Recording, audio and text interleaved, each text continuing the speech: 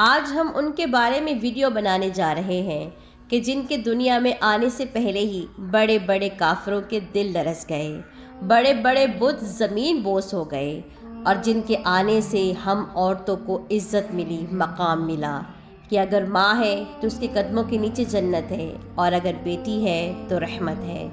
آئیے آج ہم بات کرنے جا رہے ہیں حضرت محمد مصطفیٰ صلی اللہ علیہ وآلہ وسلم کے بارے میں۔ سب سے پہلے تو ان کی رحمت پر، ان کی شفقت پر، ان کی محبت پر ایک دفعہ درود شریف ضرور پڑھ لیجئے گا۔ آئیے اللہ رب العزت کے بابرکت نام سے اپنے پیارے نبی کے بارے میں بات کرتے ہیں۔ مکہ مکرمہ کی سرزمین پر کعبہ معظمہ تو موجود تھا، مگر اس کے گرد سینکڑوں بت رکھے گئے تھے۔ لوگ اللہ کی بجائے ان بتوں کے آگے جھکنے لگے۔ عرب کے قبیلے شراب نوشی، جوا اور گناہوں کی محفلوں میں ڈوب چکے تھے۔ ظلم اس حد تک بڑھ چکا تھا کہ ظالم اپنی معصوم بیٹیوں کو زندہ دفنا دیتے اور ان کے دل میں ذرا بھی رحم نہ آتا۔ جہالت، اندھیرا اور گمراہی ہر طرف چھائی ہوئی تھی۔ آسمان گویا غصے کے بادلوں سے ڈھک چکا تھا اور انسانیت اندھیروں میں بھٹک رہی تھی۔ انہی دنوں حضرت عبداللہ، جو بنی ہاشم کے قبیلے کے ایک نیک اور خوبصورت نوجوان تھے، بیماری کے سبب مدینہ میں ہی انتقال کر گئے۔ یہ خبر جب مکہ پہنچی تو حضرت آمنہ کا دل غم سے بھر گیا۔ ابھی شادی کو زیادہ عرصہ نہیں گزرا تھا اور وہ اکیلی رہ گئی۔ اس دوران حضرت آمنہ نے ایک عجیب خواب دیکھا۔ انہوں نے محسوس کیا کہ ان کے وجود سے ایک نور نکلا ہے جو شام اور فارس کے محلات کو روشن کر رہا ہے۔ یہ ایک خواب ان کے لیے سکون اور خوشخبری کا باعث تھا۔ مکہ کی پرامن راتوں میں وہ آسمان کی روشنی کو محسوس کرتی اور دل مطمئن ہو جاتا۔ پھر وہ بابرکت لمحہ آیا جب مکہ کے ایک سادہ سے مکان میں حضرت آمنہ کو درد زہد شروع ہوا۔ اچانک کمرے میں نور بھر گیا۔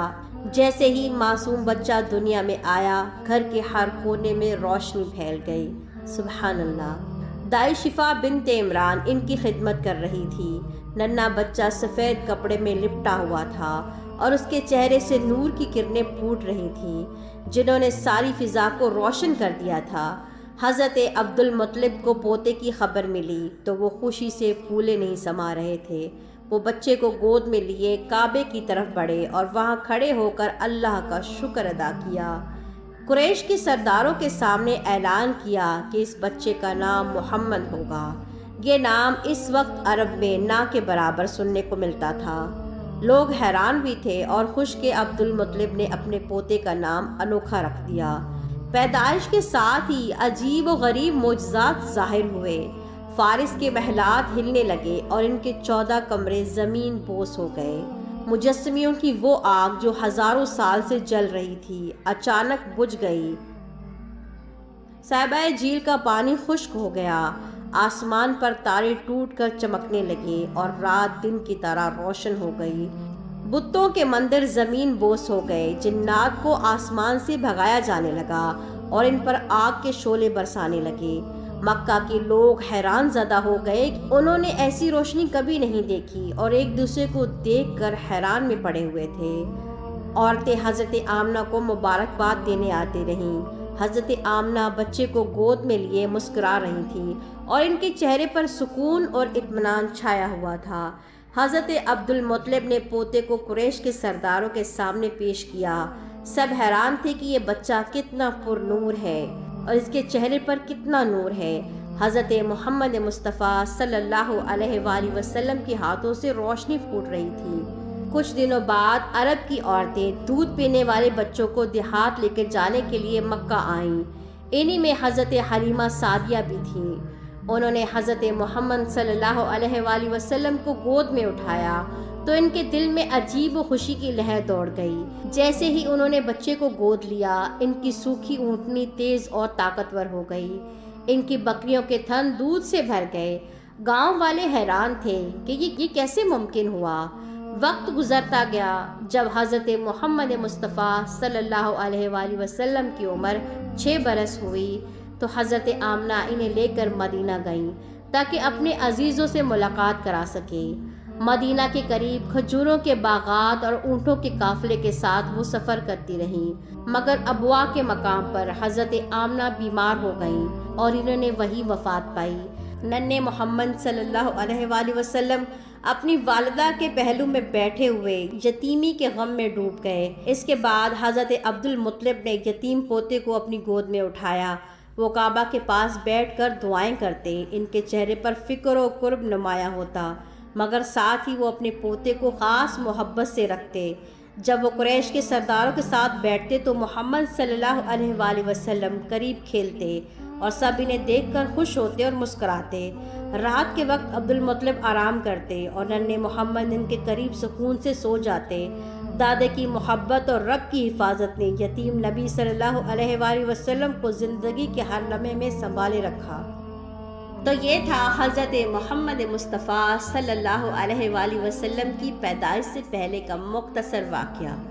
آپ نے دیکھا کہ پیارے نبی کے دنیا سے آنے سے پہلے ہی ان کے والد چلے گئے اور وہ یتیم ہو گئے۔ 6 برس کی عمر میں والدہ چلی گئی، ماں اور باپ کا سایہ سر سے اٹھ گیا۔ اللہ نے پھر بھی ان کی حفاظت فرمائی، ان کے دادا کے دل میں ان کے لیے بے انتہا محبت پیدا کر دی، پھر ان کے چاچا کے دل میں محبت پیدا کر دی۔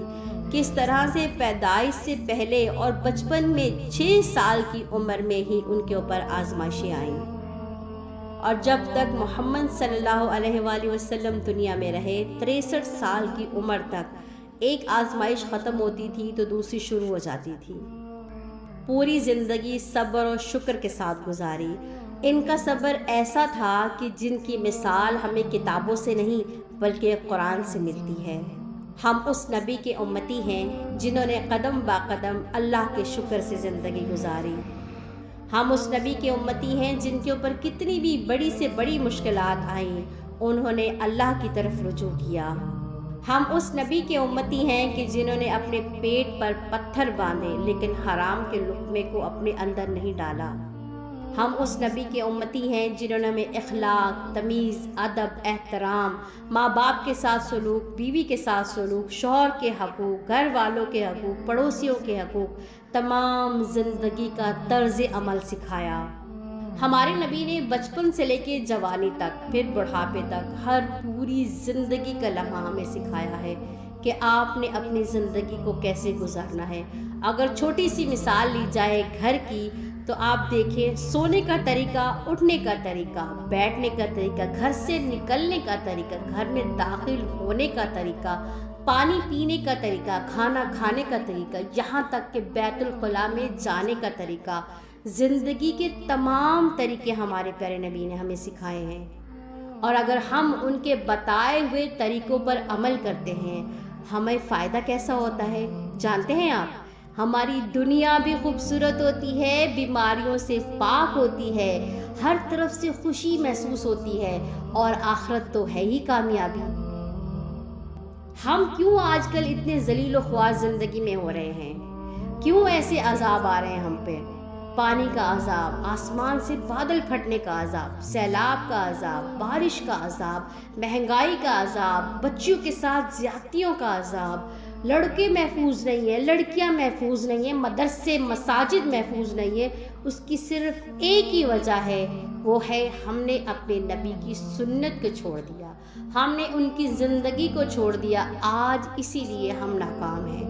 اگر پورے پاکستان میں سے 10% لوگ بھی پیارے نبی صلی اللہ علیہ وآلہ وسلم کی سیرت، ان کی زندگی کو پڑھ لیں گے، سمجھ لیں گے اور اس کے مطابق، سنت کے مطابق زندگی گزاریں گے، تو آپ دیکھیے گا کہ ملک کے حالات کیسے بدلتے ہیں۔ لیکن افسوس ہے کہ ہمیں صرف اور صرف ربیع اول کے مہینے میں ہی نبی صلی اللہ علیہ وسلم کی یاد آتی ہے۔ اس کے علاوہ 11 مہینوں میں ہم بھول جاتے ہیں کہ ہمارا کوئی نبی بھی ہے، وہ نبی جو راتوں کو کھڑے ہو کر ہمارے لیے سستیوں کے ساتھ رب سے دعائیں کرتے تھے، وہ نبی جن کے پاؤں سوج جاتے تھے۔ پیاری اماں عائشہ رضی اللہ تعالیٰ عنہ فرماتی ہیں کہ نبی صلی اللہ علیہ وسلم اتنا روتے تھے سجدے میں کہ ان کے چھاتی کی آواز، سستیوں کی آواز مجھے سنائی دیتی تھی۔ اتنا روتے تھے کہ ان کے لیے آسمان سے دلاسے آتے تھے، اے پیارے محمد مت روئیں، آپ اتنا کیوں رو رہے ہیں؟ کس کے لیے رو رہے ہیں؟ اپنی امت کے لیے رو رہے ہیں۔ وہ امت اتنی بے وفا ہے کہ صرف ربیع اول کے مہینے میں یاد آتا ہے کہ میں عاشق رسول ہوں، باقی 11 مہینے میں بھول جاتے ہیں کہ ہمارا کوئی نبی بھی ہے۔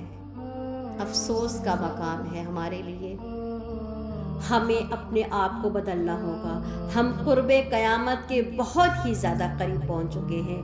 اب وہ لمحات ہیں کہ قرب قیامت کے آثار شروع ہو چکے ہیں۔ ہم سنتے تھے، کتابوں میں پڑھتے تھے، قرآن کے واقعات سنتے تھے کہ وہ وقت آنے والا ہے۔ اب وہ وقت آنے والا نہیں ہے پیاری بہنوں اور پیارے بھائیوں، وہ وقت آ چکا ہے۔ ہم اس وقت کے اندر داخل ہو چکے ہیں، ہم اس دائرے میں داخل ہو چکے ہیں۔ اب وقت ہے کون سا کہ ایک جانماز پکڑ لو، ایک مصلی پکڑ کے اپنے لیے توبہ استغفار کرو، ایک گھر کا کونا پکڑ کے توبہ استغفار کرو۔ یہ وہ وقت ہے کہ کبھی کچھ بھی ہو سکتا ہے۔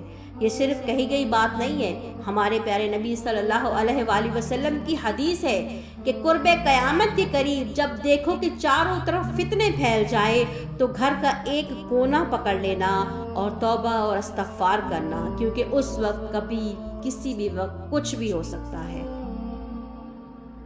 پیاری بہنوں اور پیارے بھائیوں، امید کرتی ہوں کہ یہ چھوٹی سی ویڈیو آپ لوگوں کے دل میں گھر کر گئی ہوگی۔ اس لفظ کے کہنے کا مطلب یہ ہے کہ تاثر دیکھیں، کیا یہ بات آپ کے اوپر اثر کرتی ہے یا نہیں، کیونکہ قرآن پاک کے الفاظ ہیں کہ بعض لوگ ایسے ہیں کہ ان کو جتنا بھی سمجھاؤ، جتنا بھی بتاؤ، قرآن جتنا بھی کھول کر دکھاؤ، لیکن ان پہ اوپر ذرا بھی اثر نہیں کرتا۔ وہ کون ہے؟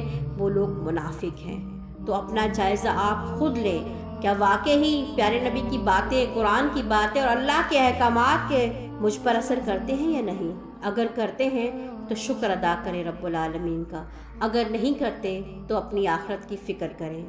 اس ویڈیو کو ہر مسلمان تک شیئر کریں تاکہ ہمارے دل میں اللہ کی محبت، نبی صلی اللہ علیہ وسلم کا عشق پیدا ہو سکے، اور اس وقت جب نبی کریم صلی اللہ علیہ وسلم کا عشق ہمارے اندر پیدا ہو جائے اور ان کی سنتوں پہ عمل کرنے لگ جائیں، اس وقت ہم ایک ہی نعرہ لگائیں گے کہ ہم عاشق رسول ہیں۔ صرف نام سے نہیں، اپنے کام سے بتائیے کہ ہم عاشق رسول ہیں۔